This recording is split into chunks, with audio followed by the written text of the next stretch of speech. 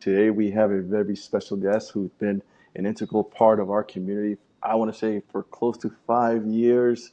He's the expert at our members and any of ourselves, the trainers, we turn to when we're dealing with tricky aches, lingering pain, weird sensations, old injuries that won't let us get back to normal. Uh, he's our resident pain specialist at our gym, Harrison. Oh man, and you just said it, but Keuhn. Kuehn. Very nice. Yes. Thank Oh you. man. Anyway, he runs his practice here at Real Fitness. He's had countless success stories with helping our members move better, feel stronger, and we're thrilled to have him today. Yeah. We're gonna go dive into demystifying pain, share his insights, and then help us understand how to navigate our signals, our body signals when something's going on. So, without Yeah. further ado, let's get schooled. All right, Harrison, welcome. All right. Thanks so much, guys. Thanks for having me. I'm super excited to be with you. Yeah, we're excited. Thanks for doing this. And also a little Yeah. side note, this is going to be one of three series that Harrison's going to be doing for us. Today's all about the back, probably lower back specifically, but I'm sure there's going to be more talks about the T-spine, and I'll let Harrison do it. And then next one's going to be shoulder and knees. So Harrison's Okay. going to give us a lot of great information All right. there. Yeah. Yeah. Right before we get started, you want to add anything that I missed out from that great introduction, Harrison? Yeah, that was awesome, man. That was so great. Thank you so much for that. Yeah, I think you hit the nail on the head in terms of, yeah, where our relationship is, and even prior to that, I basically was schooled in and started my career in the school systems. Is how athletic trainers are typically trained. You start with a school. So I was at Ohio State, and you're in clinical rotations. It's basically like trade school. So you're working with athletic teams. So that's how I was sort of born and raised in this industry. And then I moved into private practice back in 2018. And that sort of changed a lot about, how I practice. And then, obviously moved down here to Los Angeles in 2020 and, met you guys, and the rest All is right. history. Yeah. So yeah, just, might give some color to sort of the situation and to what an athletic trainer is, nobody really knows what that No, is. no, we don't, and we're gonna dive into that. But that question Yeah. of getting to know you a little bit, Okay, checked. good. We just got that off the list, so we're off to Awesome. a head start. All right, then I'll start with the get serious questions here, Hit me. so that way we can really dive into it now. So, with all your years as an athletic trainer, what is the most common ways people accidentally hurt their backs, and when they're working out or moving every day, like what are the common things here that we're seeing? Yeah. I think the biggest thing is that most people's backs are probably doing too much work. They're probably not getting enough help from everything else. Now, in the gym, what that might look like is, let's say like a lower body movement, like a squat or a hinge, right? For a lot of people, they might not have great hip range of motion or just great, patterning, sequencing, whatever you want to call it, in certain movements, so that their back might end up doing a lot of the work for them in those movements. So like if we're taking the squat, for example, right? If they're going too deep, like deeper than their hips can go, they're deeper than their hips can take them, then obviously the hips run out of room. The movement's going to move up to the pelvis and then into the lumbar spine. And then, that's maybe as they're going down to the bottom, to the depth of a squat. Then as they come back up, that flex position has to then extend. So anytime there's movement, there's going to be, work basically. And so for a lot of people, and that's all to say, like, movement in the back is not a bad thing, right? That's a normal thing. That's a good thing. But when you have that plus a lot of load, sometimes that back just takes over and we're not training, as much of the other stuff. And I would say, to kind of summarize that, even the biggest thing, or at least one thing I see really commonly in those movements, like a squat or a hinge, would be that people are extending their back on the way up. Let's say, like they're kind of, lifting their chest and coming up, Mm-hmm. so to Mm-hmm. speak. through that, as opposed to actually extending their hip, like getting their Extending the hips to hips, come. right? Right. So, Right. so we always feel like, hip before back or bum before back when Right. we're talking about, the sequencing that we want to have, whether that's, a squat, a hinge, a step up, a lunge, a walking Mm-hmm. lunge, maybe a sled push, all of that, is good opportunities to work on that sequencing of letting the hip actually extend before the back And that does. can happen, and that can happen at the kitchen. That can happen pretty much any part of any Yeah. part of your life. Absolutely. It's the actual movement that Mm. can cause it. So we have to be aware of our movement patterns constantly. Totally. I But mean, but but and, but but good yes and habits no. creates good practice Correct. creates good habits. So Correct. I would not want someone to be all like perennially concerned about every little movement that they make. I think Yeah. that's pretty common for someone who, like, honestly, a Yeah. lot of my clients who've been in pain for a long time, and it's like they just have to second guess everything. And so that's where really good training comes along. If you do really good training, that's where you build confidence, you build the patterning, so that ideally you don't have to think about it, because our brains aren't meant to be concerned with every little movement. A lot of it's supposed to be just automatic, I right? kind of And Yeah. that's how it yeah. be. But to your point, Lucho, like for a lot of people that I see, it's loading the dishwasher or unloading the dishwasher, right? Reaching down, or even like going to wash their hands. They just kind of Right. bend over, wash it, and then come up, and it's like, Right. oh man, pretty immediately. So again, Right. that can also be just like it's just hit the threshold, right? Let's say whatever they're doing in their day-to-day life, their work life, and then maybe they're exercising, maybe they're not, but it's just like, the back's doing more and more and more, and then it can hit a threshold where it just basically, that Right. back just kind of gives Yeah. out. It's just like, So enough. right. So it's like eating bad. If you keep eating bad, it keeps adding up. You keep Yeah. Yep, having bad that's habits, right. it keeps adding up. Just another That's way Yeah. of right. looking at it. All right. So Yeah, really, that's really as a trainers, we got to get better at telling them. All right. If this is how you clean the dishes in the dishwasher, you're doing it all wrong. Yeah. Right. Now we got to go to your house and watch you Now we clean the gotta fix. dishes. We gotta, man. We gotta start from scratch here. So yeah. like if you're watching somebody doing a deadlift or a squat, like you Mhm. want to see the initiation from the low spot coming back up, right? You want to see the hips start to move first before you see the back start to move. Is That's kind of what right. I'm hearing. Yeah. Yeah, Yeah. yeah. First and all the way through, basically. Right. Like it should, the back should move sort of because the hips are moving. Right. Right. And a lot of times what I'll see is, even if it's like an initial, like they do get the hips to come forward, Yeah. which doesn't, it's usually not. But then sometimes they get, like, let's say halfway up, and then the chest comes up and they Right. basically extend back to finish the movement. And they feel like, oh, cool, I made it to the top. My hands are back where they started. But Right. their butt is still 3 inches behind them, so they Right. never actually got all the way through. So it can Yeah. Cueing. happen to a point at the very beginning, where sometimes the hips never come through and they just lift up. But I see it all the time in people when I do like just a body weight hinge. I say, like, okay, let's see your deadlift, especially if I do it like on one leg, or, a kickstand. But even 2 legs, like, it's pretty common to see without the weight. It's like, okay, the hips go back, hopefully, on the way Right. down, sometimes not. And then on the way up, it's like the hips never make it back to where they started.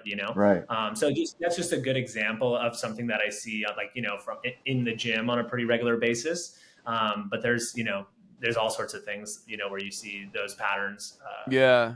And like the positioning of the back, for instance, if somebody sort of slightly rounds the shoulders forward, and that's just kind of the way their shoulders sit on their trunks, but the hip is, you would say, like, that's not really something to worry so much about, as long as you find that the hip is initiating that movement. Is Yeah, that I mean, something it's you would definitely, agree with, or that's a whole nother? I think it's something to note. Like, yeah, Yeah. you don't want to be super flexed all the time, but I think Right. it just kind of depends on the person and, the certain movements. Like, honestly, I have to teach a lot of people to slouch. Many of the clients that I have, I 'cause see you doing that a lot, and yeah, I'm like, what? yeah, Yeah. you're like, what? That seems so Yeah. backwards. It's counterintuitive. Yeah. Yeah. Exactly. Yeah, but for a lot of people, they can't, because, right, you have to have a give and a take. But if the back is constantly working, and let's say like military posture, for example, right? A lot of us were taught, chest proud, shoulders back, really, Right. like, sit tall and don't slouch, right? I think it's one of those things where maybe we went a little too far with that. And if you're always holding yourself up in that position, well, guess what muscles are holding you up in that position, right? Retraction. Right. All that. Right. Are just constantly. It'd be Yeah. like if you walked around all day flexing your bicep, it's like, Right. your biceps are going to look toned and be pretty strong, but it's like they're not necessarily meant to do that. Like your back's going to be working a little bit when you're upright because it's your erector, so it's going to be working to keep you erect, but it's not something that you want it to be working super hard all the time, because that's that threshold I was talking about, right? If I see someone like that and I'm like, oh man, you just got to let go for a bit, you got to give them a day off, Yeah, right. working 365 days a year, 24/7, that's like, that's a good way to burn out a human being or your back muscles or really anything. It's like you need them to be able to like let go and rest with any muscle, right? Yeah. To contract it, of course, right? That's super important. And that's kind of like what we're teaching people to do a lot of times, is like how to build force and build tension. But with a lot of the clients that I see, maybe half of them, it's like I have to teach them how to let go of tension. Let go. Wow. Let go. Yeah. That's where the slouch really comes into play. And Yeah. with the slouch in particular, often I'll use that as like a training tool. It's not like, hey, we're not going to go like do super slouchy deadlifts under load. Right. But I might have them do it body weight and get them all the way rounded out and have their chin to their chest and just have them be, very slouchy. And then I might have them do like a sit to stand, like a squat or something like that, the goal of that being, I've taken your back now and I've flexed it all the way, because all you want to do is extend it. All you want to do is get upright. And so if I take that strategy away from you entirely and I make you stay curled into a ball, you have no choice to come up but to use your hips. Use your hips, yeah. Right. Yeah, so it's kind of what I'm reprogramming. I'm going to feed I'm going to take away your favorite strategy and I'm going to make you find a different way. Because if you're so used to being chest proud, lifting with your back, I got to take that away from you just for a little bit, just as a training tool, so that you can understand like, oh, that's what it feels like. That's the sensation, right? That's how Yeah. What do you think about like Jefferson curls and things like? Do you think that's a good addition to sort of along with what you're saying, just to teach people that rounding the spine is like it's okay? Yeah, for sure. I think it's a great exercise. I think it's one that goes more along the bucket of like where traditional rehab really fails people, which is like, okay, shoulders, knees, hips. It's like we got to restore full range of motion, and then as soon as you get to a back, it's like, don't let it move. Don't ever move it. Yeah, exactly. Yeah. Every exercise we do is going to be anti this, anti that, anti extension, plank, whatever, like anti rotation. It's so funny that like for that series of joints, we're going to change the whole playbook on rehab. Yeah, I know. And even like coiling too, just that you have to that have lateral. It's more like reprogramming the way we cue. It's like this, like learning to stabilize, but disengaging here so you can engage more there. Yeah. It's like reprogramming that part of teaching. I think any healthy joint, should have full range of motion, right? So for a low back, that's going to be some flexion and extension, right? Bending forward, bending back. That's going to be some rotation, twisting left and right. That's going to be some side bend, like you were talking about. Mike, and those are your three planes of movement, basically. So your back should be able to do that. And if you can do it body weight, that's kind of like the first step. And then on top of that, like, just like anything else, if I can, reach my arm overhead, great. That's a good thing. But I might, eventually want to add weight to that to make that more resilient, to build the muscles in that capacity. So that's kind of curl right there, is like you're taking, a very primary movement of the spine and you're building resilience. So that's, maybe not something that I would do super early with somebody in my world. But I think for you guys, if you're taking somebody who's really healthy, for personal trainers out there, if you're taking somebody who's healthy, whose like back is feeling good and not having pain, and you're just being smart about how you gradually progress it, starting body weight, let them get the movement right, and then slowly add weight over time. Like, I think it's a great thing. I think it would probably keep people out of, back pain. Because like I said, for some people, it's that their back is doing too much work, right? But for a lot of people, they just have weak backs, and let's say that, every time I see a back, it's like, okay, we got to strengthen. That's not always the case, but I think for anybody, if they're not having back pain, if you can start to be proactive about it and actually build some Uh-huh. resilience, that's always a good idea for any joint. Okay. Good. So what are some of the verbal cues that you would get from Mm-hmm. people? Because we get told all the time, like, oh, my back's tight, I got a little pain here, this side is flared up. Like, what are some of the verbal cues that you would say would differentiate between somebody that is complaining about an issue with the back that we as trainers can work with, or what are some of the verbal cues that you go like, oh, wait a second, I think you need to go see Yeah. somebody like you? Yeah. Yeah. This is. This is kind of a tough one because I think it really depends on the person. Like, hopefully, it's a person that you've been working with for at least a couple weeks, so you kind of got to know them a little bit. The Yeah. better you know the client, I think the better you can be at helping them through that. Because if you know them, you may know like what their relationship is like with pain, or with if there's someone who comes to you every single time and there's always something. It's like, okay, that's going to change a little bit about how you perceive it. So I think, does that person have a good understanding of like what muscle soreness is versus like, pain, like something's wrong, like I shouldn't move the arm. Yeah. I will get people say like, oh, my back hurts. And Right. sometimes I got to be like, what do you mean by that? Like, is it just sore or, Just ask a ton of questions would be my first Yeah. advice. Like, honestly, the more questions you can ask, the better, because you might even ask something that doesn't even relate to what they're going to tell you next, but like things just come up for them. But I think the biggest thing is like, if you can ask questions and understand like, okay, did you do anything outside of our training that would have potentially, like, is there any mechanism of injury, is a really good thing to know, right? Like, is this just a vague out of nowhere thing, or is this something where like, yeah, actually I went and surfed for 3 hours yesterday and I haven't done that in 4 years, so, oh, okay. Right. Well, Oh, good to know. yeah, Yeah. often I will just Yeah. ask, and then there it is. It's like, aha. Right. And they don't even think necessarily that that's something that's like could be connected sometimes, but you can see it in plain sight. So I think asking questions is a really good thing. I think understanding mechanisms of injury, I think looking at the program that you did with them last is really important, and say, okay, what do we do?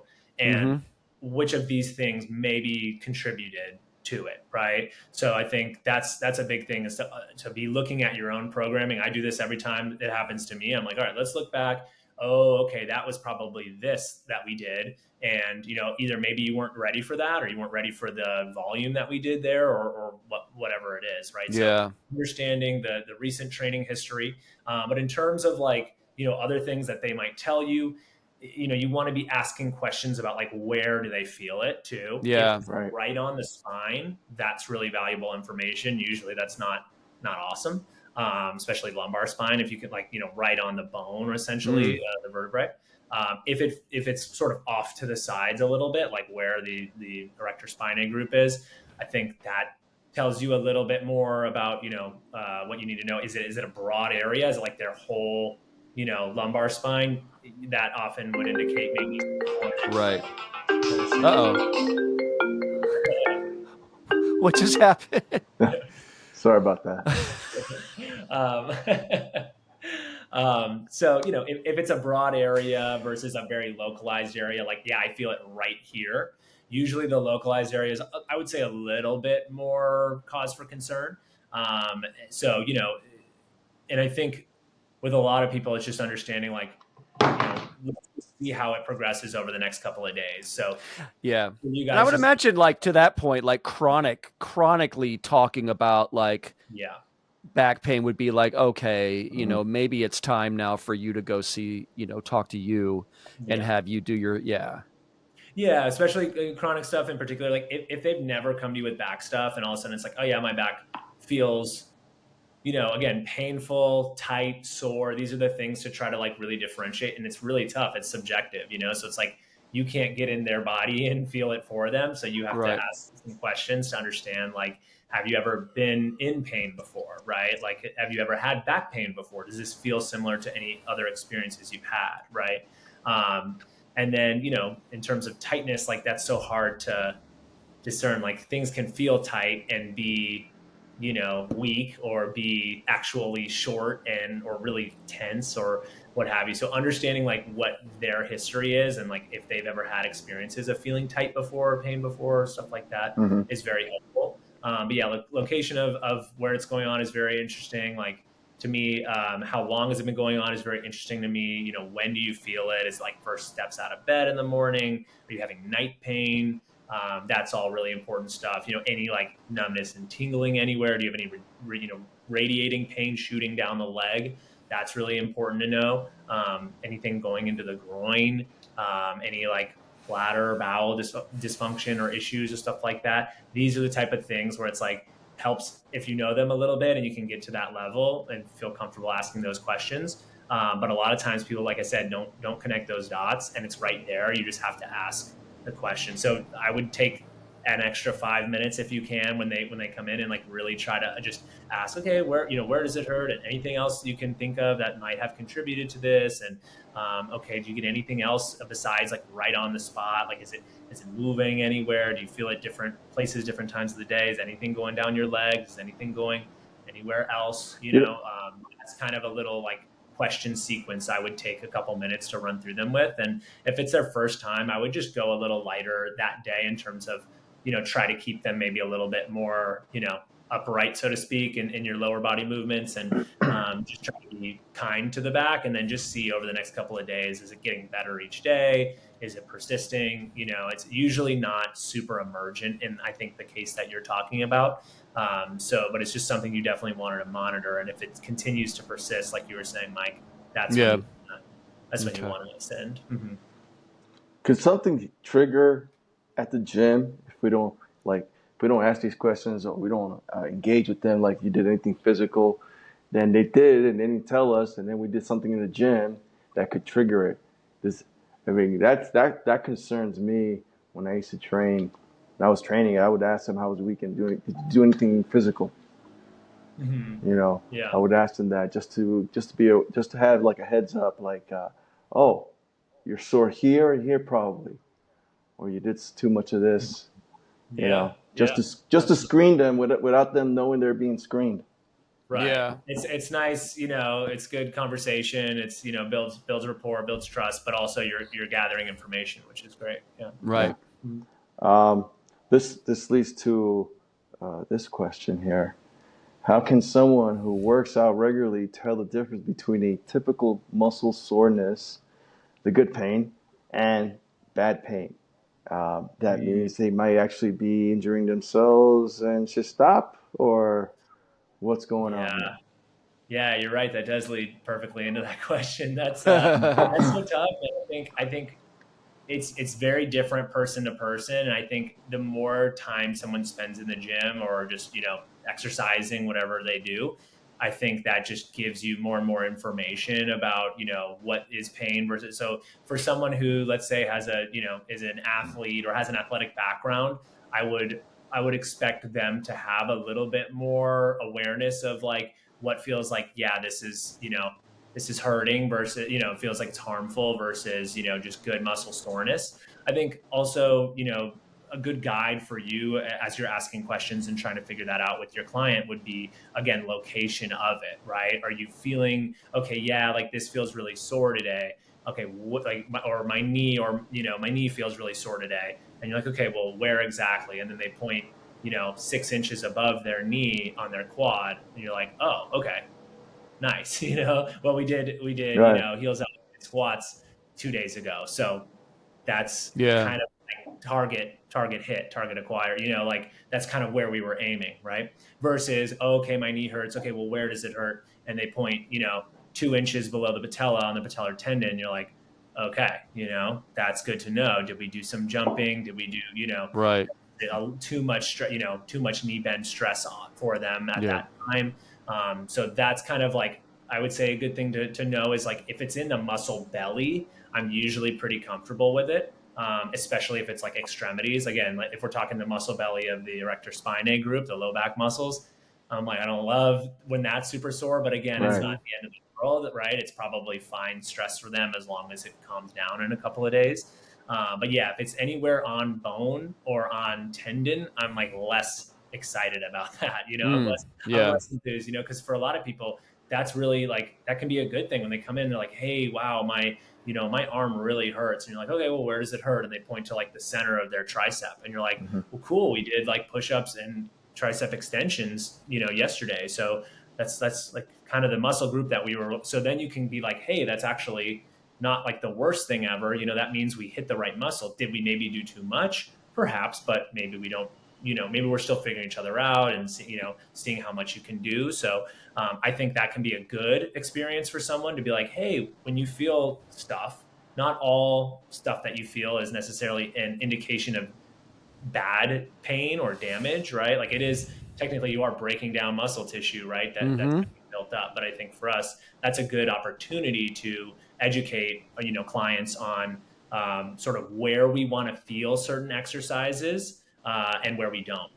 Yeah. Okay. What are your thoughts on like, because we're the industry itself, and I think this is a good thing ultimately, but the fitness industry itself, especially in the strength training area, is really moving into like heavy lifting. Everything I read, everything I hear trainers talk about, lifting heavy is like the key to success when it comes to strength training. Progressive overload, periodization type styles. What are Mm-hmm. your thoughts about like, two reps, reaching max, 3 reps, things like that, like super heavy, obviously on your big bilateral movements, your deadlifts, your squats is like, what are your thoughts? Do you think it's like, it's worth it to go in like super heavy? Or do you feel like it's like, you can lift heavy without getting into that like super heavy two to Mm. three, 1 rep, range? Yeah, I would say I more identify with the latter, part of that example where I mean, I think it is important if you're an athlete, let's say, and you're trying to work specifically on power and see, if you're power lifting or whatever. But I think for general population, it's probably not. I think the risks probably outweigh the rewards. I think you can definitely still gain tons of strength without getting to that level of a volume where you're just 2 rep max, 3 rep max. I think as long as you're working somewhere towards failure, and again, depends on your goal, right? Like we know, if we're in that like 5-6 reps, maximum range, we're probably working more on power versus strength and hypertrophy versus whatever Right. endurance. So I think there is something to that, obviously physiologically, but I think for a lot of people, it's a lot more about how hard they work and how much resistance they're able to provide or force they're able to build more so than like lifting super heavy. Because for example, you can get really really strong doing things that are more body, not even body weight, but just if you're doing like even an isometric or something like that, where you're as long as you're building tension and you're working towards failure, like you're gonna get strong. Mm. I don't Right. think Time under Yeah. tension type of yeah, Yeah. things, and I think especially it's if working more for intensity and not so much like ego lifting or correct. yeah, yeah, yeah. Yeah, I would say that. I mean, yes, it's the weights are such an easy, like visible um, proof that you're getting stronger. I think is a lot of it for people. It's like, okay, I can see that every week I come in on the bar, the weights are getting bigger. There's more of them or whatever. So I think there's some instant gratification there. But I think there's other ways to do it in terms of total volume. And I think just again, that's one of those where you have to know who you're working with. Like Yeah. certain people, if things are coming up for them semi regularly where it's like this starts to hurt and that starts to hurt, and if they have any especially history of, let's say, like low back pain or any sort of back pain, it's like the degenerative disc disease, whatever, like you probably don't want to like load their whole body a ton. There's Mm. other things that you can do that'll really load whatever tissues you want to load. If you really want to do like a super, if you want to do a squat because you really want to get a ton of quad or a ton of glutes, like you can load those muscles without loading the spine as much. So I think understanding their history and knowing like what parts of them do I not want to overly stress is important. For some Yeah. people, super athletic, they have no medical history. It's like, yeah, sure, what the heck, like go for it. Yeah. If they want to do that and it feels good for them, whatever. But I think it's just a case by case basis. I gotcha. Yeah, it seems lately, like 9 times out of 10, when somebody at the gym is complaining about back pain, and they usually don't. It's like a new thing for them. It's usually because like, oh, I lifted really heavy, and something tweaked Pop. there, and Yeah. now I got it back. Yeah, Yeah. yeah. Well, like I said, risk versus reward, and then Mm-hmm. where we started today with just the threshold, right? Just did Right. more than your body is has been prepared for, right? Yeah. Education is needed. Yeah, But so, yeah. so take us to like an example when you assess somebody that does have low back pain. Or specifically, what are the specifics that you look for, and what are your assessment styles to like? Yeah, yeah. I look at a lot of different things. I would say, where I usually start with somebody is just like a movement assessment. So I might even start with like just a toe touch, like just no equipment, nothing fancy. Just have them standing up, and then just go down, touch their toes, and come on back up. So with that, I'm looking at so many things. I get a ton of information from that. Number one is speed. How quickly are they moving? Right. If I see someone who's in back pain and I say, I'd like you to do a toe touch, and then they kind of like give me a look, or they look apprehensive, like that gives me a lot of information, right? If there's some hesitation, some pause.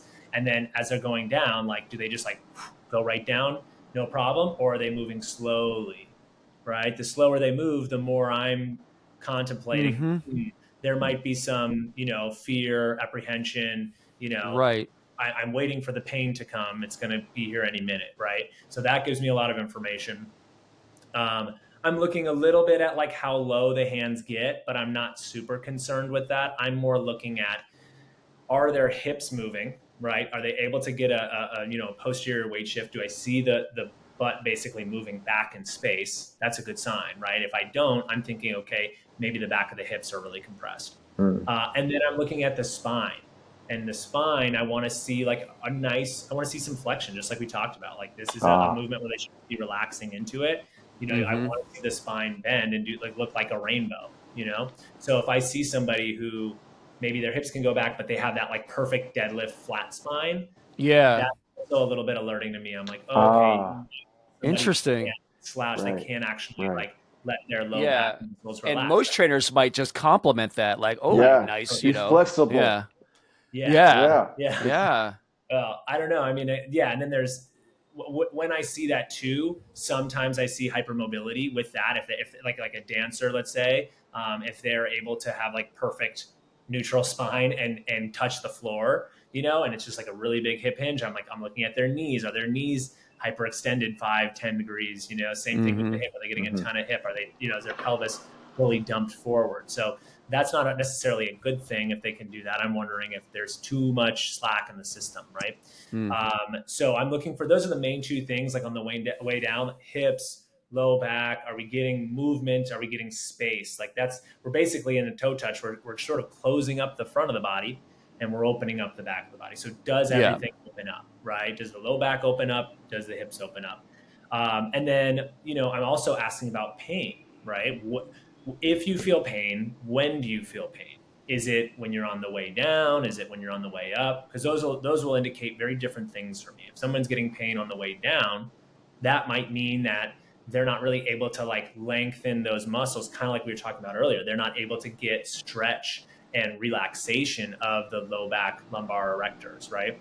And within that, where on the way down? Is it immediately? For some people, they'll just bring their chin to their chest or just like reach their fingertips 1 inch and they'll feel like, ow, I feel my Hmm. low back. And then I'm thinking, okay, well, your low back muscles, like the low back section of your body hasn't really moved yet. So we probably have a lot of compression of those erectors all the way up the spine, all the way into the neck area pretty much, right? If they're mm, just literally, bringing their chin down and they feel pain in their low back, I'm thinking, wow, okay, we have compression all the way up the spine. Yeah, So man. where they feel it is really going to dictate, what part of the spine actually needs the most amount of lengthening. Is it like, right. upper thoracic, lower, are we into the lumbar? And then on the way up, if there's pain there, I'm thinking probably not a good force transmitter. They're probably not able to push through the ground very well and actually, create force through their legs more so than it actually being a back issue.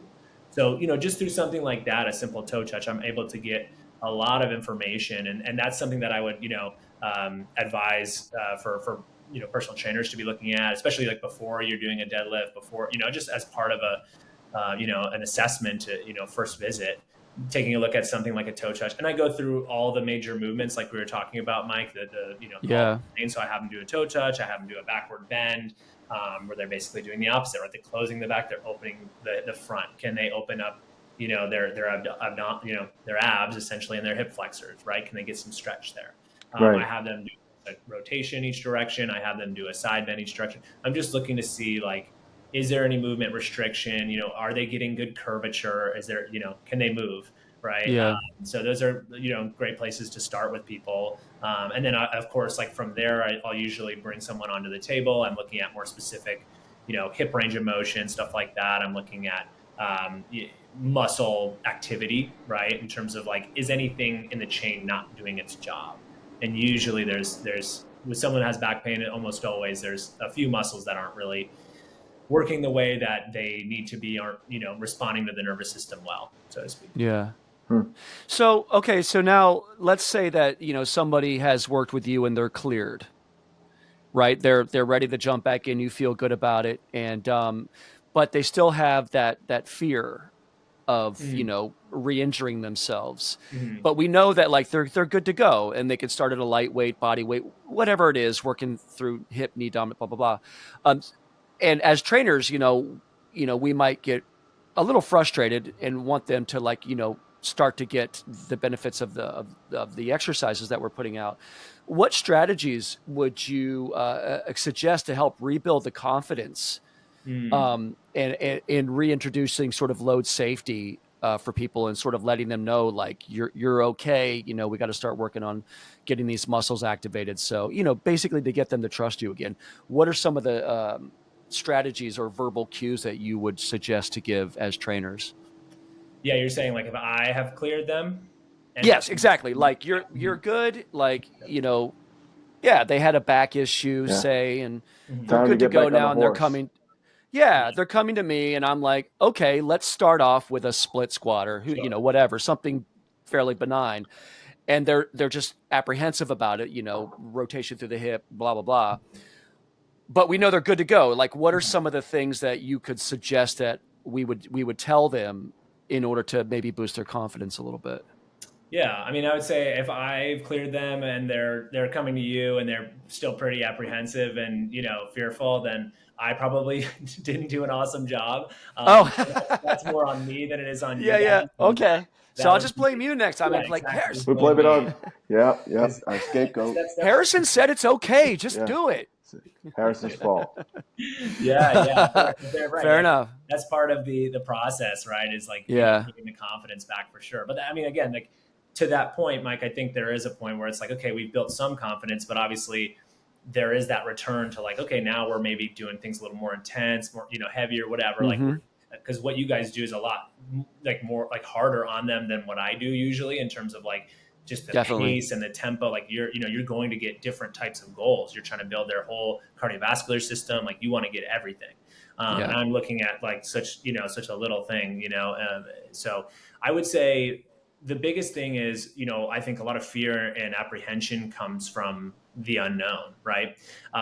So getting them on the same page with you, like through conversation, I think is a really good tactic.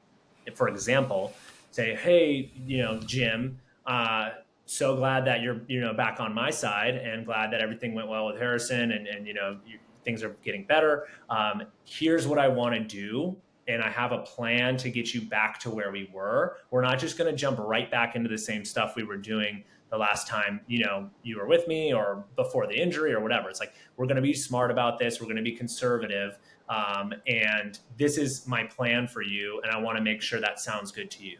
So, maybe step one of the plan is we're going to start split squats this week and we're going to do it body weight. And we're going to do it with a heel elevated. That way you can stay a little more upright. So, there's not as much stress on your back, right? Whatever.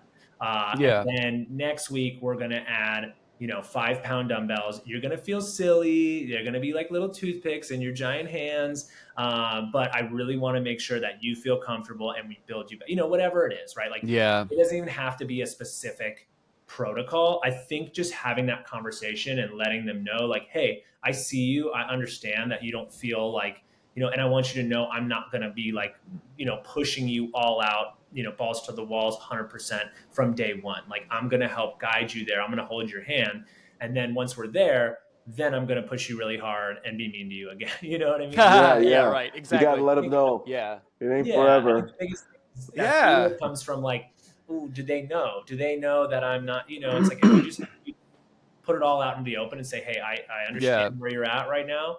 And, I'm going to help you get there, and we're going to do it step by step. Because I think if you have a step-by-step system, like, or it doesn't even have to be a system. It's just like, hey, here's where we were at last time. We were doing, trap bar deadlifts at 135. And then we're just going to work back. We're just going to start at this weight. And then each week, here's the plan. So it's like, and if there's anything comes up, we take a break or whatever, right? We bring we take the weights off or whatever. So I think, again, that comes back to knowing who your client is. Some people, you got to hold them back a little bit, and other people, you got to give them, a little. Some people will take those toothpicks, and that's all they'll ever do again. Right. And you want to be like, look, I don't want to hurt myself again. I don't want to go back there again. It's like, it's okay. You're not going to, but we got to start getting the muscles stronger so that you don't go, back there again. Yeah. So again, knowing your client is so crucial to this, but also, I think that fear really comes from, I don't know what's coming next, what they're going to do with me, what they're going to do to me, So it's like, if you just have that open dialogue, it's like, hey, we're teammates here. I'm trying to help guide you to where you want to go, and I'm going to do it in a way that, feels good to you. And like, you're the boss. If anything doesn't feel right, you let me know. Yada yada. But again, knowing your clientele, some people, you give them that speech and they're like, oh, cool, I can stay at the 5 forever. It's exactly. Yeah. You're like, no, that's not how this works. No, you will suffer. Yeah, right.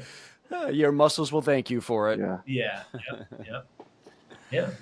But patient education is so crucial. It's such a great thing that you guys do, and I see you guys doing it all the time, not just in movement, but also, like we're talking about, getting to know what's going on in their life outside of that, helping them with their confidence mentally. And it's kind of the gym is sort of a microcosm of a person, what they have going on outside of the gym as well, nutrition, hydration, sleep, stress, like you guys are so great at being able to catch that stuff because you're with them 2, 3, 5 days a week. Right. So you really know where they're at, and they feel so comfortable with you guys sharing, some of that stuff. So you get to know them, and then you can kind of help understand where they're at and understand when they might need more of a push, and understand when they might need more of like a pat on the back. I think that's the art of what we do. So much of what we talk about on, podcasts and stuff is about the science, but I think, so much of it is really the art of the lifestyle.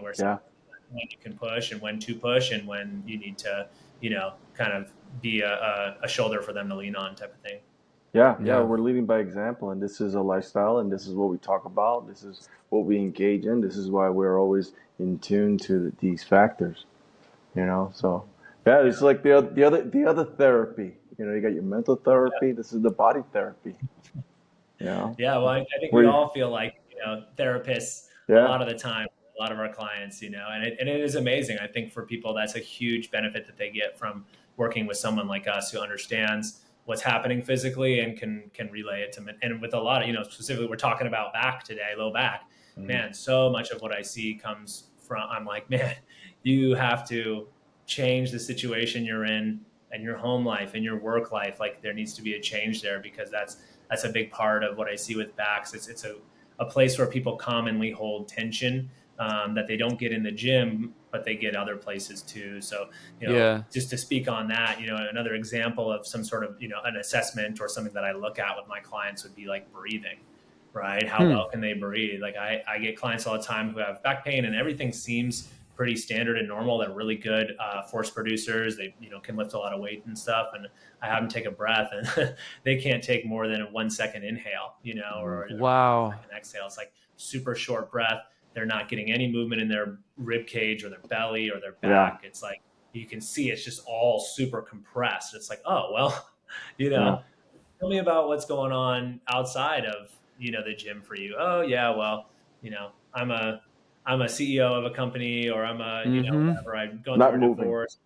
Yeah. Right. And so it's like, Okay. So, I think with low backs, with any, injury, really, it's so much more than just, what we see physically, what we see, through movement and stuff like that. There's a lot that goes into it. So yeah, the breath is a big part of it. Cause if the diaphragm's not moving, and the rib cage isn't moving, it's just really going to put a lot of stress and strain and contraction into the low back muscles, the pelvic floor muscles, all of that. Yeah. Well, we'll give you one more little thing, and then we'll let you get out of here. I know you got your life to live here, Yeah, that's but right. so you had addressed a lot of what people do outside of the gym that can cause a lot of suffering from back pain. Is there like, say, your like top three, Harrison Keuhn, like advice tips Mhm. on people that do have these sedentary jobs or high stress jobs? Top three sort of like tips for them as as far as like trying to avoid some severe low back pain. Mm-hmm. I mean, you address breathing, obviously, and now I'm breathing like crazy because I'm thinking. As soon as I said that, everyone's like, I know. First, like, what, can I take more than a 1 second exhale? but is there like some hot tips that you could throw out there for people that then they could start maybe even incorporating into their, if they're sedentary or like you said, high stress Right. jobs that they can maybe incorporate into their lifestyles to help them avoid, your table. Yeah, Not Mhm. that I'm trying to, not generate business for you. Go see yeah, Harrison. right. Go see, but yeah, any hot tips for people out there? Yeah, yeah. I mean, I think the biggest thing is, is to move. Like if you're not moving, that's a big problem. Mm-hmm. Movement is so key and crucial and huge, especially if it's a desk job. Most of the people that I see stopped moving a long time ago because of their initial injury, and then when I see them, most of the stuff we're working on initially, at least, is all of the compensation because of this sedentary lifestyle because of the initial injury. So it's like we're not even really like, it's not even the injury that's really the problem at this point. It's how their body adapted to the injury and how their lifestyle adapted. So the biggest thing I would say, number one, would just be movement. Like Mm. they need to be getting some amount of movement every day. And it doesn't have to be like structured, weight room stuff. I think that's a great way to do it because we talked about Right. the threshold, right? And that's how you increase the threshold. That's how you get a bigger ceiling so that you don't plonk into it as often. But even, start if you're someone who doesn't move at all, starting with just a walk, like 15 minutes a day, I think would be hugely helpful. Like walking is so good for your back. Greatest exercise on the planet. Right. Yeah. Yeah, I mean, just yeah, we talked about that sort of three-dimensional movement of the spine, right? The flexion, the extension, the side bending, the rotation. You get a little bit of that with walking every day. yeah. So I think that's just such an easy way to, work it into your day. So that's a big one. I think when I think of backs, I do think of what else is going on. So definitely, managing stress, I would say would be number two. And again, C number one, like Right. walking is a great way to just kind of decompress from whatever you're doing, especially, for our clients here in sunny Playa del Rey, California, it's like just there's never a bad time to go for a walk. No, we're so lucky. So lucky. There's no excuse not to, right? But yeah, I think, managing stress is a huge part of it. So for some people that I see, it's like, you don't even really need me. You need, I don't want to say like you need a therapist, but like, right. This isn't in the Mm. physical aspect. Like there's stuff that I can do to help, but really what's holding you back is, your processing of the pain or just like you're in fight or flight all the time. So that's when it's Mm. like those breathing strategies can really come into play to get you out of that, get you into the resting, digesting, parasympathetic nervous system. That's huge. So I'd say number two is just managing your stress, making sure you're having healthy relationships and just yeah, and that's really hard for some people to do. I have some clients who are just like, either their work situation or their home situation just doesn't allow for a lot of time to themselves, but it's like we just get creative with how can you get 5 minutes here or 2 minutes to Yeah. breathe before before your day starts or whatever, and that can be huge. um, then the third thing, I would say, on top of the movement would be, the threshold thing to me is a really big deal. I would say for somebody who doesn't have any tissue resiliency, that is going to just like put you at such greater risk.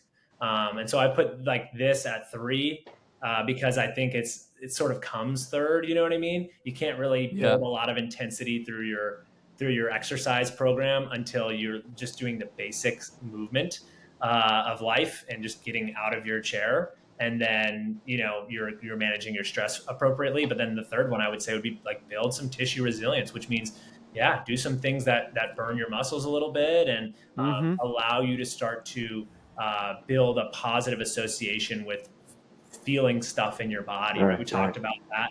You'll see a lot of people say, "Oh, I think I have pain in my muscles." If they haven't moved in a long time, right? Some of it's just like they've atrophied. A little bit goes a long way in terms of building soreness.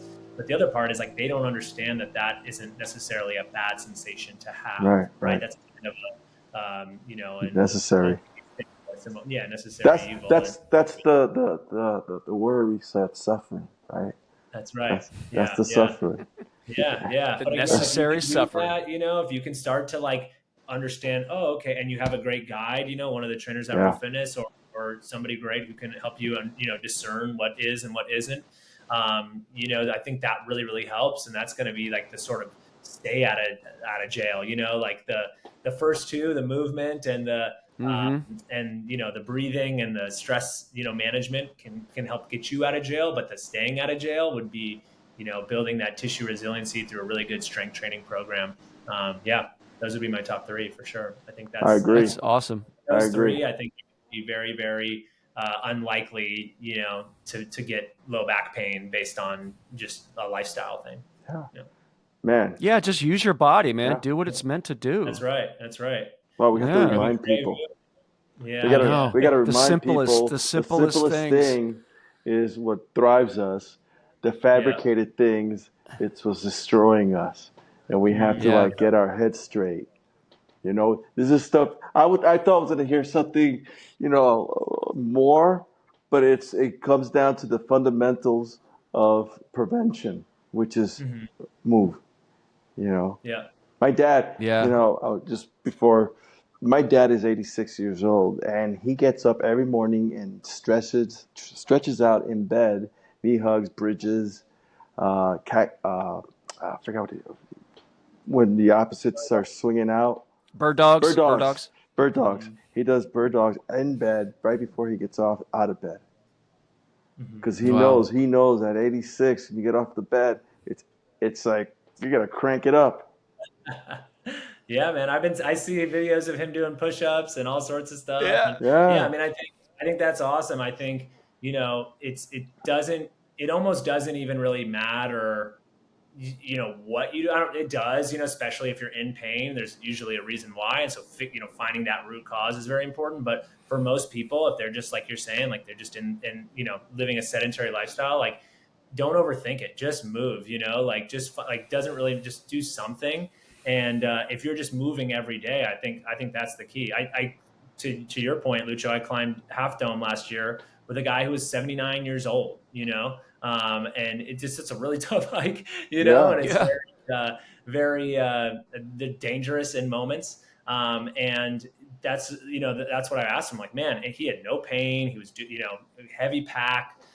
He does this stuff, and I was asking him, how are you able to do this? And he's like, well, I've just always done it. He never stopped, right? Every year he's doing some mountain, some hike, some backpacking trip. I think that sort of it was a really big lesson for me of like, as long as you stay in the game, whatever game that is, whatever you like to do, it doesn't have to be weight training even, right? As long as you continue to move and you don't stop moving, it's like, you're going to do all right, You're going to do all right. Yeah. And it's going to be great for all the other stuff, the stress relief, all that. And support. Yeah, even like you were talking earlier today, and about we were out in the beach and we were cutting and being spontaneous, and nothing was predetermined, and it wasn't like these specific movements that you have to focus on. It was all, and how you said like this is the kind of stuff that we sometimes just get away from.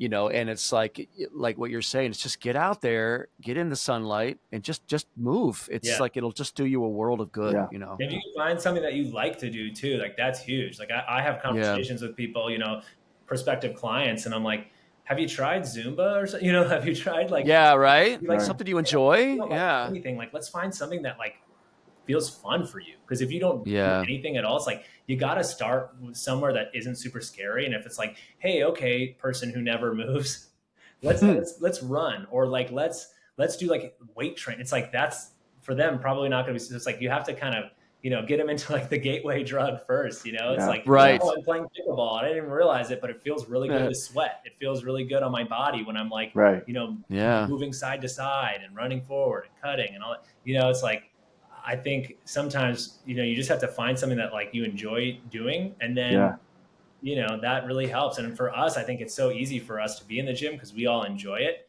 Right. Maybe we didn't start enjoying it the first day, Well, the first day in the weight room, I sat outside the weight room for 3.5 hours before I left because I couldn't move. And I hated it. I was like, I don't ever want to do this again, So, it's one of those things, and now I love it. It's like, you have to find something that, that you like to do. And, had I had maybe a more, a better coach, I probably would have had a better association with it right off the bat. But, I think so much. You got to get over the hump.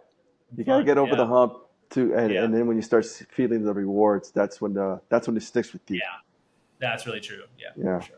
Well, all right. Well, that was. I think I had a good time. That went by quick. I can't believe how long we've been on here. Good times. That's what happens when you have a good time, man. So much great information. Yeah. Awesome. Well, thank you so much, Harrison, for your time. It's greatly appreciated, and I hope people get some insight here, and I hope they start moving and breathing, and then eventually, get to the gym. Well, they're probably already in the gym. And if they need you, then know but stay in the gym. Yeah. And if they need you, they know how to find you right here at Real Fitness. Yeah. What's your can you plug your website? Yeah. My website is hkathletictraining.com. HK, my initials, Harrison Keuhn, athletictraining.com. And I'm on Instagram as well, HK_athletic training. And you can also just call Real Fitness, and they have my number too. So. All right. Oh yeah, we got your cards right there. All right. Harrison, awesome. It's great talking to you. Thank you so much, man. Congratulations again. Thank you for educating us. Enjoy the rest of your Sunday with your family.